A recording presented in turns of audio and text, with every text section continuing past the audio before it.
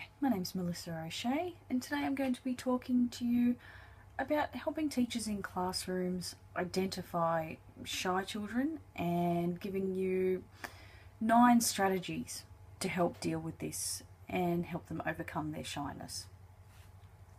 These strategies can be used in the classroom and the playground, and I think you'll hopefully find them very helpful. So, what is shyness?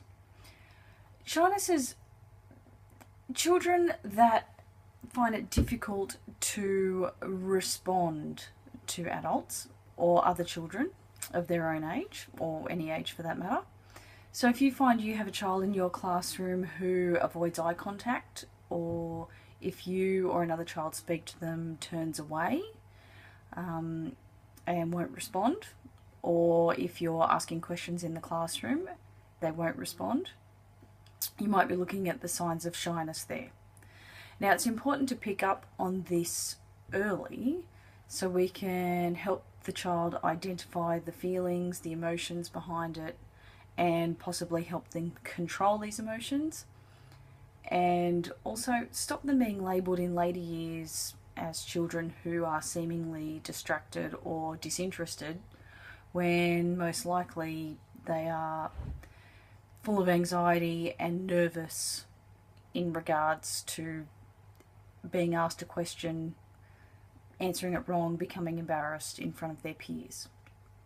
So, what steps should we be looking for? What behaviours should we be looking for? They will generally demonstrate possibly 3 or 4 of the following behaviours. One being a lack of eye contact, turning away from you when you try and speak to them or someone else tries to speak to them, very little or no speech at all when you ask them a question, or on the flip side, they're very softly spoken. They tend to watch the other children but not join in, and also they don't wish to join in. They're the last ones to line up. They're very reluctant to join in or volunteer for anything. That's generally the signs of shyness. But there are other issues that could be happening that would be best to be checked out by a professional. Things such as there could be unidentified deafness in the child. There could be undiagnosed autism. There could be a speech issue, some form of speech issue that hasn't been, a delay that hasn't been picked up.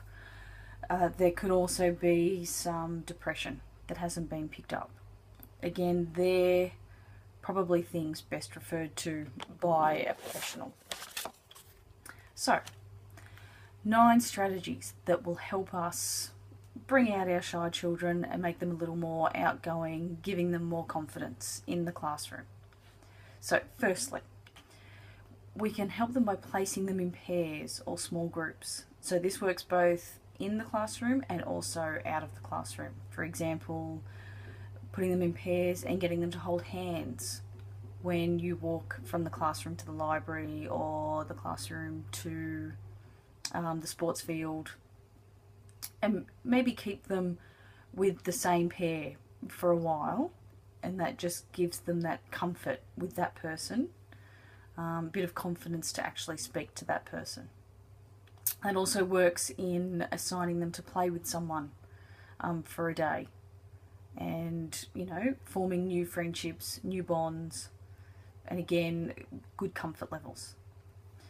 Secondly, we can prompt interaction between the children. So give the shy child something to say to another child. For example, if there's 2 children that both have the same pet, we might say to the shy child, Johnny over here, he has a dog. Maybe you could ask Johnny what colour his dog is. What kind of dog is it? Is it playful? Just helping, giving them the prompts to really know how to socially interact with another child. Now when it comes to asking them questions or they're doing news, give them plenty of time to respond. Don't rush them, be patient, make sure you convey that patience in your face and your body language, as well as if you think, okay, they're not going to deal with this, they're not going to speak, then move on, you know, relatively quietly, calmly, like it's no big deal, because we don't want them to feel worse.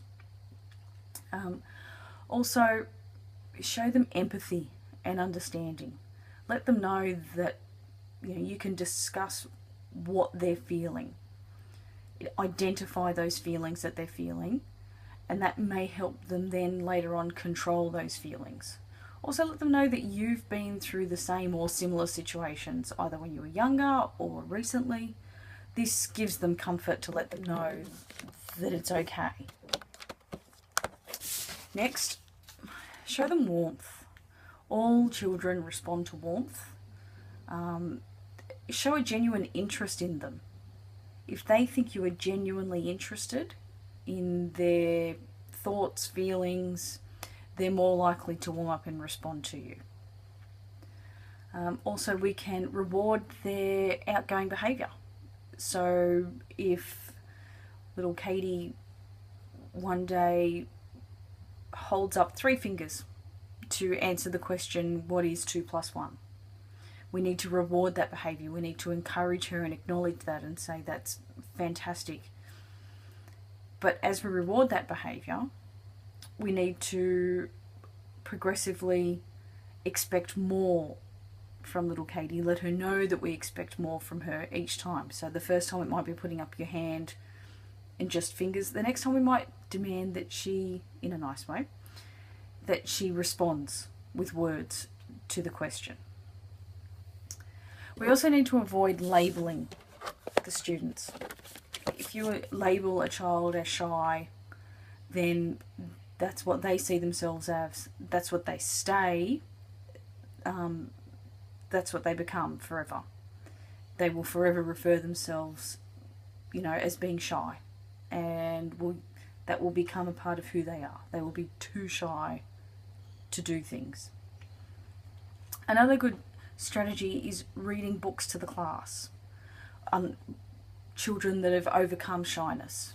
There is plenty of books out there on children that have overcome shyness, and this opens up a discussion point in the classroom to recognise students that may be shy and how the other students can help them in the playground, in the classroom, etc.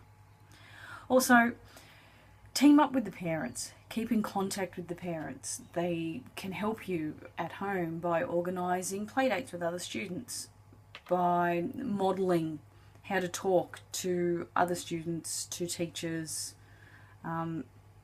helping the students learn the social skills that they need. Lastly, you need to measure the progress.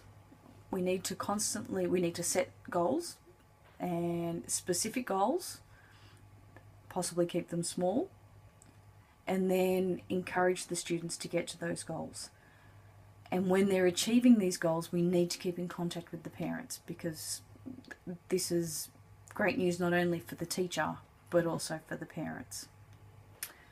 I think if you can invest these strategies into your classroom, I think you'll find that you'll have a lot happier, more outgoing students in your classroom.